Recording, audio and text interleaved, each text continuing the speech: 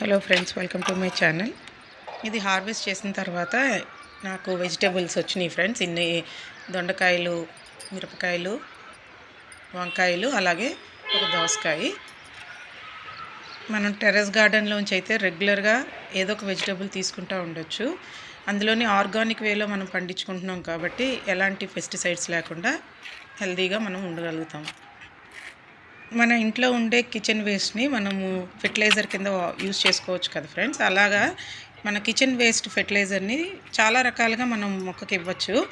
అయితే కాన్సన్ట్రేటెడ్ ఫామ్లో లిక్విడ్ ఉంటుంది కాబట్టి దానికి రెగ్యులర్గా మనం కొంచెం కొంచెంగా మొక్కకు అందితే అది బెటర్ అనమాట.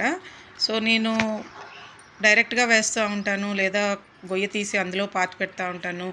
లేకపోతే ఇదొక పద్ధతి అనమాట, ఇలా చేసుకుంటాను. మన దగ్గర చిన్న చిన్నవి పాట్స్ ఉంటాయి కదా ఫ్రెండ్స్, కింద హోల్స్ ఉంటాయి. మనకి మొక్కలు కొన్నప్పుడు వాళ్ళు ఇస్తారు ఈ ప్లాస్టిక్వి. సో వీటిని పాడేసుకోకుండా మనం ఉంచుకోగలిగితే వాటిలోని మనం కిచెన్ వేస్ట్ని వేసి దాని మీద కొంచెం శాండ్ వేసి వాటరింగ్ చేసినప్పుడల్లా వాటరింగ్ చేస్తే న్యూట్రియంట్స్ అన్నీ అందుతూ ఉంటాయి మొక్కకి. అయితే నేను బ్రహ్మకమలం లాస్ట్ వీడియోలో చూపించాను కదా, ఒకటే బ్రహ్మకమలం పూసింది అనుకున్నాను. ఫ్రంట్ సైడ్దే చూశాను అనమాట. యాక్చువల్లీ 2 ఫ్లవర్స్ అయితే పూసినాయి. ఇది రెండోది. సో దీన్ని కూడా మనం స్ట్రక్చర్డ్గా మంచిగా పెట్టుకుంటే, దానికి ఒక స్ట్రక్చర్ ఇచ్చామంటే కనుక మంచిగా మనకి పువ్వులు ఎక్కువ వస్తాయి.